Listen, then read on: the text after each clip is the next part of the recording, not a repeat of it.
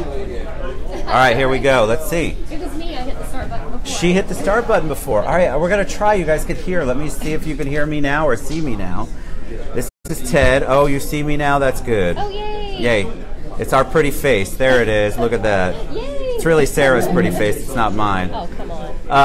All right, so technical difficulties. I'm sure it was the operator. Thank you guys for being patient. Episode 41. I'm with Sarah Carlson. Hi, everyone. Who just reminded me that we've known each other longer than I sort of remembered. And now that she said it, I know. But she's with the American Cancer Society. And then let me know if you can hear her. I know you can hear me fine. Can you hear me? Can you hear her?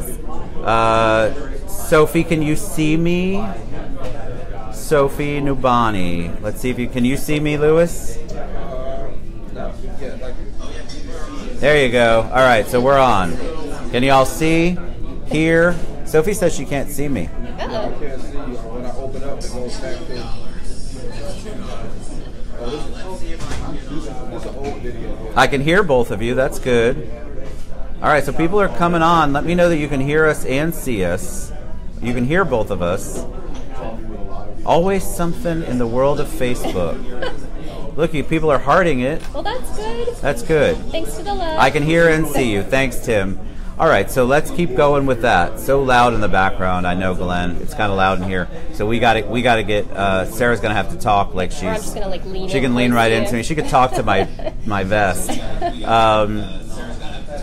Oh, and I'm loud too, so that's probably part of it as well. All right, so episode 41, Sarah Carlson with the American Cancer Society. Thank you very much for coming on. Thank you for having This is me. Breast Cancer Awareness Month, so I really wanted to bring on as many guests as I could who are fighting against this horrible disease, providing information, research, and you. Thanks, Sonia, for that. Appreciate it. Bringing information to everybody. And what we were talking about earlier, so we met through Special Olympics. Correct. You were working with Matt Levy in Special Olympics. I was doing Jack in the Park probably, or helping with the athletes. I love that event. I do miss that event. Lauren Brown, I wish you would bring that back. We're going to call you out on that right now. I'm not afraid. Because it brought the athletes to people, and it was such a great event, and Special Olympics is such a wonderful organization. But that's where we met, because you go, when she got here, I kept thinking, I know that name, I know we've met before, but I didn't want to say anything. And she's like, I bet you don't remember, but. It seems to be the case with you sometimes. Right now it's the case. It's old age, and people go, oh yeah, and they save it for me like you did today. The thing is, you just meet so many people. That's what it is. Oh, she's gonna be kind to me. I appreciate it. So let me know that you. Hey Cherie, hey guys, let me know that you guys can hear Sarah, because we definitely want to hear her information today. When we had our kind of pre-interview, the information you gave me in the 10 minutes we had pre-interview, because we do a lot of research and development here, folks, was amazing. So I want to talk about your journey, and so let's talk about Go Dogs, and we'll start there. Okay, so I'm a fish out of water here. I'm a bulldog. Went to University of Georgia, and definitely. So she doesn't like any Florida teams. Yeah, but I live in a house divided. My husband's a big Gator. So. Go Gators. Me too. My son's at UF. We love Gators. Oh, we're gonna kill. Oh, you he likes Miami. There you go. You guys have our old coach. Oh, see, she's even going to talk coach stuff. I love it. So Go Dogs is big because that's where you went to college. Yes. And you grew up in Georgia. I grew up in Georgia, yeah. So I've lived in the Orlando area for almost 9 years now. It's shocking to think of that. But well, when you see, I won't tell people your age, but when you told, I thought you were 25. And then so you started talking about working in the industry for 10 years. It's like, when did she start? Is that a volunteer? But you worked in the industry in the nonprofit arena in Georgia as well. And so how did you get into that? Was that what your degree was? Is that what you decided to focus on, or was it one of those things where it just kind of happened? Well, so my degree was in advertising, actually, and I started out in advertising sales for our local newspaper, and I was really good at it. Local newspaper sales. Right, but you have to think this was like 11, 12 years ago. Oh yes, that's true. When we had newspapers. Exactly. When we read them. Exactly. And the websites were just starting to get big, the online advertising. Sure. We're starting to incorporate all of that. But, I was doing that. I did it for a year, and, it was okay, but it just wasn't fulfilling. And so I sought out a sales job where I could help people and I ended up working with the March of Dimes. That's right. You said you started with March of Dimes. So when you got into that and you went from profit to nonprofit, how was that transition? Because they're completely different worlds. The approach might be the same, but they're different worlds. They're definitely different worlds. I took a big pay cut. Oh yeah, I'll tell you that. That's the one thing about nonprofits. Yeah, you got to take a pay cut. Yeah, I did take a pretty big pay cut, but again, it was fulfilling, and I think I spent the first 3 months of my nonprofit professional career crying. Right? Crying. Because you meet people that are going through all of these things, and Yes. it's something that, in a traditional sales environment you're not exposed to. So You're not. So you're actually in there when you're talking to people and you're raising money or you're doing sales, same thing. Right. You actually see the impact that it's having, and you see what the issues are for them. When you're dealing with for-profit, it's usually a business, and there are issues, but it's nothing like life or death or health-oriented like you're dealing with in Right. a nonprofit. Exactly. And so that does change. So you stayed with March of Dimes. For 4 years, yes. That's a long time. That's like 800 years in nonprofit That's world. true. It really is. Well, we were discussing that. It's kind of, especially in the fundraising development side of things, people tend to hop around about every 2 years. So Well, what we 4 years talked is a about is lifetime. there's a burnout, and that doesn't mean that the organization's bad. Exactly. It's just it's so taxing to every day. You're struggling to get the donations and the sponsorships for a wonderful reason, but every day there's more and more people out doing the same thing. And so it definitely becomes a challenge, and sometimes you just need a change, which is what happened to you. Right, exactly. And again, I was saying there's so many worthy causes, it's kind of difficult to figure out where you want to focus your efforts, right? Right. And that's what I think, and we'll talk about that. I think people right now, especially with the social media, the internet, people are a lot more conscientious about where they're giving their dollar. But on the flip side, there's, 9,000 million GoFundMes, and there's so many different pages, and then people get really caught up and can't figure out what to do. And that's why I love the thought of a national organization like American Cancer Society, because you can be the hub, which is what we talked about. So Right. you came here for that job? No? No. That's right. You worked Special Olympics first. Yeah. See, this is what happens when you get old. I can't remember anything. So you went to Special Olympics. That's why you moved here. No, I actually moved here halfway through my March of Dimes job, believe it or not. You So did? I've been here a long time. Wow. And then what you wanted to change, that's why you came here. Yeah, so yeah. I And packed now- up and left Georgia, and here I am. Left Georgia, no family, no friends here? Well, you know what? My grandfather lived here. Oh, okay. And, So you had a little bit of and I had roots. an aunt here, but yes, a little And bit. so American Cancer Society, though, that's such a big deal. And so what made you apply for that job? I have lost a couple of people in the past couple of years to a couple of different kinds of cancer, but it just seems to me, and maybe it's me going through the aging process too, but it seems to me everybody's been touched with cancer in Agreed. some sort of way. I agree. And there's so many different kinds of cancer too. It's just impossible to pinpoint. And I just decided, this is just really where I want to focus my efforts right now. And I feel like I can get in and do something big. And so. Well, and that's what you all are doing. So what we were talking about is that it is a national organization, but you all have really done, I think, a great job locally of making it accessible, getting involved with the things that are local here so that it's not something that is out of reach for people. Because Right. I was talking today with someone who is dealing with stage 2 breast cancer, and we were talking about some of the resources that she didn't know from her own doctor's office. And so American Cancer Society, like you said, there's the website, which you can go to. Cancer.org. Cancer.org, and they can help you with some of the things that you don't even think about until you have the diagnosis. You don't, like the girl today said, there's a service that will come out and help clean your house because you're not supposed to be around germs when you're going through That's that. true.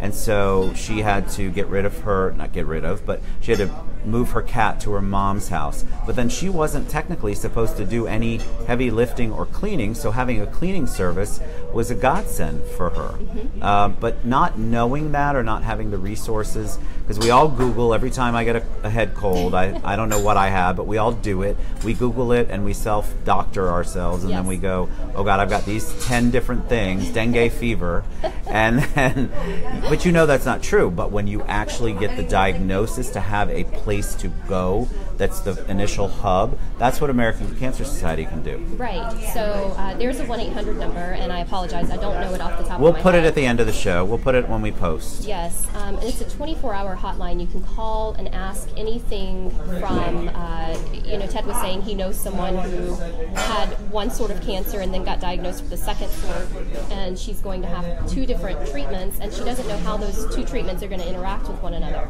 That's something that she could call the 1-800 number and talk through. If she wants to connect with other people who are going through the same things that she's going through, that's something they can help her with. Oh, so you can be a conduit too for the support groups and things like that. Absolutely, yes. Because that's the thing. You're like my impression is you're like the umbrella, and so everybody's got, like, this is Breast Cancer Awareness Month. Last month was Childhood Cancer Awareness Month.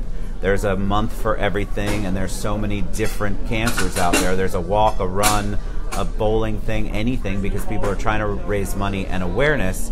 But they can go to American Cancer Society and kind of use that as the hub and the conduit. Right, exactly. And that's really what I think is awesome. But a lot of people don't know that. So we want to talk about some of the things that you're doing locally, some of the organizations that you work with, some of the events that you partner with, and I definitely want to talk about the hashtags, which we talked about earlier. So kind of educate them on what's going on. Okay, so I think I just want to expand a little bit on the programs that we offer at the local level. Definitely. So I mentioned the 1-800 number. And Sonia just gave it 227-2345. Thank you. Thank you. So that's a great first stop. One of the other programs that we offer is called Road to Recovery. If you're not feeling well enough to take yourself to your treatment, you're not going to get your treatment. And so this is a program where volunteers will drive you to your doctor's appointment and your treatment. That's amazing. So how do they access that? Through the 800 number or through cancer.org? Check it out on the website, and it'll connect you. There's another program that we have called Look Good, Feel Better. So, oftentimes when we're going through the chemo treatments, we lose our hair, and I don't know, as a woman, I don't know, it's going to sound really stupid probably, but my hair is like part of my identity. I think most women would say that is, because men, we're used to balding, right? But as a woman, that's not something you usually deal with. So yes, I would say it's part of your identity, or a lot of women say, I'm known for my hair, and that's my thing. In fact, the girl you had on yesterday had amazing hair, let's just face it. Yesterday. Oh yeah, she totally did. Cute, yes. short hair. Yep. Michelle the other day. Okay. Yes. Okay. I couldn't remember her All name. women I have on are cute and have beautiful hair. So, but the Look Good, Feel Better program, you come to our local office. We're in Winter Park, just by the way, right off of Park Avenue, right off of New York, actually. And we have a dedicated room where you can come and pick out a wig. You can get a makeup kit. We can book an appointment with a licensed cosmetologist, just to help yourself feel a little back to normal, right? Right, because if your appearance is changing, you feel horrible. Right. You're going through so much, you're putting your body through so much, depending on where you're at. And so that's really cool. So they can go there, because I was talking to you about, Lee Shannon's probably not on right now, but she owns Ritzy. I wish I could know the name, but I'll post it. And she has a lot of wigs in her shop and works with cancer patients. So, but there are other opportunities there that you can provide. Right. So, and that's something that's so important that you wouldn't think of. A guy probably wouldn't think of it. We'd probably just shave. But for a woman, that's a very difficult look to pull off. And the last thing you want is a whole bunch more attention on what you're going through, because you're trying to lead a normal life. Right. And I think that's the challenge. Right. So the driving thing is amazing, because I do have friends that we would have to either pick them up, take them to their treatment, and to have, what if you don't have friends and family Exactly, here? yeah. Okay, so they can go, that's also part of the hub and part of the office, and they can talk to you about that. Yes. So just give us a call. I We'll love direct that. you I through the absolutely process. love that program. Because, you don't feel good. You don't want to have to deal with it. What are you going to do? Uber? Mm-hmm. Nothing against Uber. But honestly, that's the thing. Scott Davidson says, thanks for bringing awareness of supportive services for cancer. And that's really what we're trying to do today. One of the things that I was telling Sarah is that you think of the national organizations and you don't realize that you have one. We have a fantastically involved one right here in our own backyard. and that it would be great if more people understood the different services that you offer. Absolutely. So keep going, more services. Do you want to talk about the hashtag? I want to talk about the Let's talk hashtag about the because I love this hashtag. So because it is Breast Cancer Awareness Month, we have a promotion going with Chevrolet, where if you use the hashtag IDrive4 on either Instagram or Twitter, they'll donate $5 back to us. So it's hashtag IDrive4, like FOR. Yes. And so if you do that, Chevrolet will donate. You just have to hashtag it on your That's Instagram right. or Twitter. Or if you see it out there, retweet it, because they're counting Retweet the it. retweets too. So up to 400,000, That's right. which is amazing. Yes. That takes no effort on anybody's part, and I'll make sure that I hashtag that and we really push that, because that's a lot of money donated to research, and that's such an easy thing for us to do that are out in the community. That's right. And you have a lot of partners like that. You guys engage national partners and local partners to put on the programs. And you were talking about something that you do locally. Maybe was it pancreatic cancer? Was it? Oh yes, we have a golf tournament actually coming up at the end of this month, where the family that puts it on, the brothers just lost their dad to pancreatic cancer in March, and their dad was always the one that was really the driving force behind this. And so we're looking at a pancreatic cancer researcher. We've not talked to the brothers about it yet, so I don't want to spill the beans here. Understood. But there is a somewhat local researcher who's wanting to do research on pancreatic cancer, and he just needs the funding to do it. So our hope is that the funds from their golf tournament will get him started. That's amazing. When is the golf tournament? October 29th and 30th. Okay, so it's coming up. Yeah, it's really coming up soon. I think it was 18 days yesterday. Now, Althea just said, can you all still see us? It looks like we're golden. Okay, so Althea, we had a little trouble in the beginning. That might be what you're seeing, but we should be okay right now, but let me know. And pancreatic that's the one everybody my daughter, I don't think I shared this with you, my daughter is a pediatric oncology nurse. Oh, very nice. Which I don't know, I would cry talking about that, I'll cry every day, because you have to be a very compartmentalizing type person in order to know that you're making a huge difference and not let it make you cry every day. But she is that type. She is amazing, and I think we have a lot of amazing service. She's not here, she's in Fort Worth. But our local community, we have a ton of charities that I'm on the board for Base Camp, which is childhood cancer awareness. We have Kids Beating Cancer. Yes. We have a lot of great organizations locally that sprout up either from a need or something that happened to them. Absolutely. And that's what's great, I think, about Orlando. So the fact that you have yes, you can see and hear us. Thanks, Althea. That you have a presence here and that we can tap into that. Not every city necessarily has that. Right. So what about, how do you deal with all of the different months and events and things like that? So how do you coordinate all that? Because obviously you all can't be everything to everyone. We can't, and so we try to focus our efforts on, I know you guys are all familiar with Relay for Life. There's one of those in essentially every neighborhood across the United States. And that's where, families can really get together and make a difference. As you guys know, we have the Making Strides Against Breast Cancer Walk coming up the end of this month, and that one is hyper-focused, as you would imagine, on breast cancer research. And as I said, the events that I do, the brothers are choosing where their money goes. So they fund, here's another program I didn't talk about. See, keep talking. I know. We need programs. They're also choosing to fund the Hope Lodge, which is a free place for patients receiving cancer treatments to stay with their caregivers. So the one that they fund is in Gainesville, near Shands. There's one in Tampa. We don't have one here in Orlando yet. But so that's where it's kind of like locally. It's kind of like a Ronald McDonald House. I was going to say it's like Ronald McDonald House. Cancer specific. Because people don't. That's the other thing. So the lady, my friend that I was talking with today, you just don't think about the things until you're hit with them. And even when you get the diagnosis, you can't possibly foresee every part of your life that it's going to impact and how it impacts you. So I love the fact that people have gone before and figured out, okay, we need this. So Hope Lodge is amazing, because who would think? I mean, what if it's your child? What if it's anybody, and you have to have a place to stay? Right, and imagine you're away from home, several hours away, or in some cases even several states away, and you can't, on top of all of the cancer treatments and all of the medical bills, now you're having to fork out $100+ a night for a hotel room. Right, and that is, it's not just the disease. You have all of the peripheral things that you have to deal with around it. And there seems to be a fundraising arm for all of that. There seems to be there are people out there that try to figure out how to meet all of those needs, but that's come from the fact that they have either dealt with it, a family member's dealt with it, and they realized, oh my God, I wish I would have had this, or I wish I would have had that. And that's where you all can get involved. There's so many different things. Like, so you have, I don't even know how many events you have every month, but do you partner with all of the different organizations? Even if you can't do it, are they allowed to reach out to you and say, hey, we're doing this, would you like to be involved? I mean, how do you limit that? It must be hard. It is. I mean, because in addition to our main events, we have great people in the community that do what we call third-party events, where they'll host, for example, next month we're doing a fundraiser with the new Kendra Scott store in the mall. Nice. So that's technically a third-party event, is what we call it, where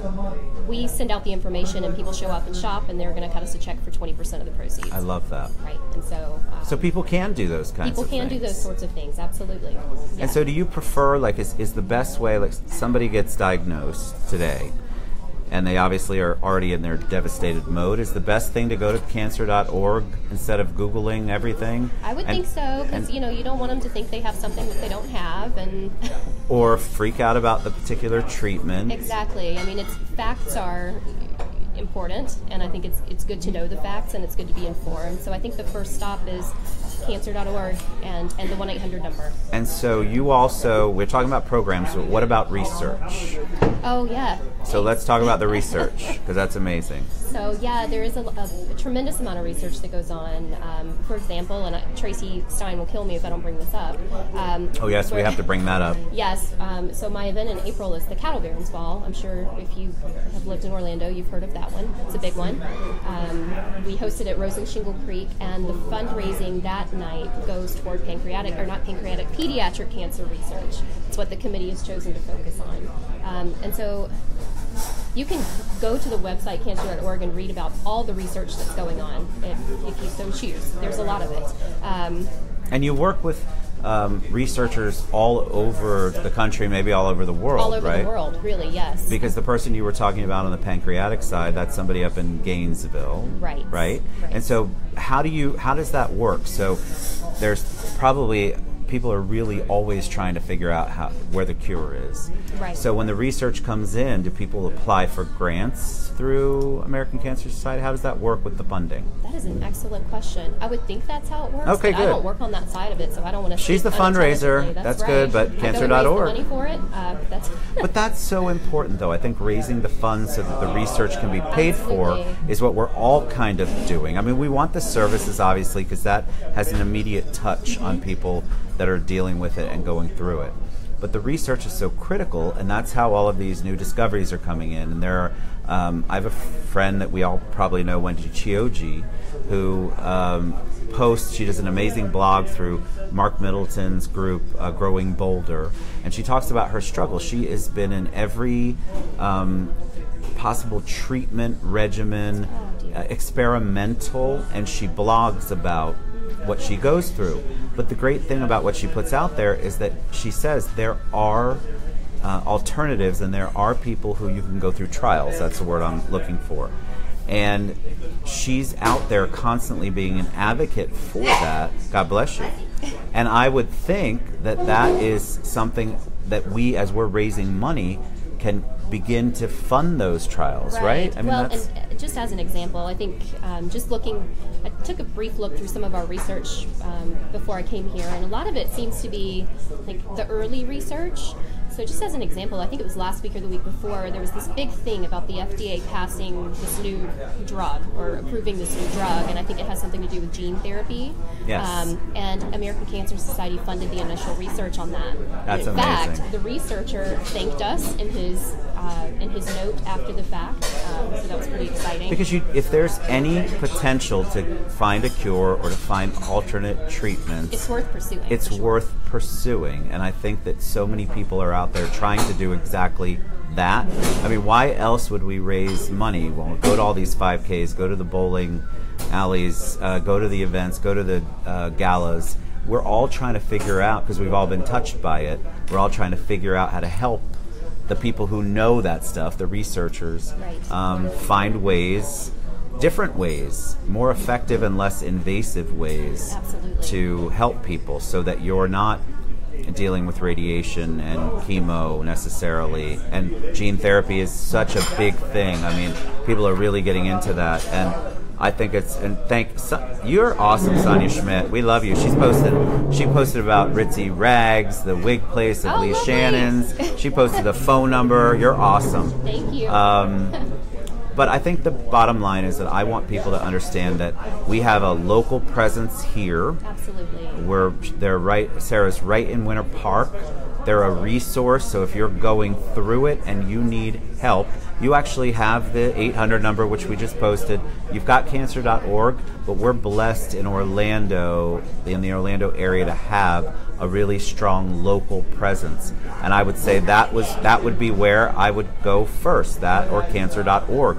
Call them. That's what you're there for, is to be a support. We have a health services team that partners with both of the cancer centers here in town, and so they can help connect you with those resources as well. And it's local, so if you're here, I would feel more comfortable going, okay, I'm not calling a number that I don't know where it's going to. I've got an actual local presence and a local office that I can go to. And because you guys are so active in the community, that's an amazing thing. So we're already at 29 minutes. We went past. But I appreciate you all being patient, because I had a little difficulty there. And I don't know why. That's so weird. It just happens. Thank God. Time flew. It always flies, but there's so much great information that you have, and I really feel like a lot of people don't know where to go. Their doctor gives them the diagnosis, and they're just left clueless. Right. And that is such a struggle for them.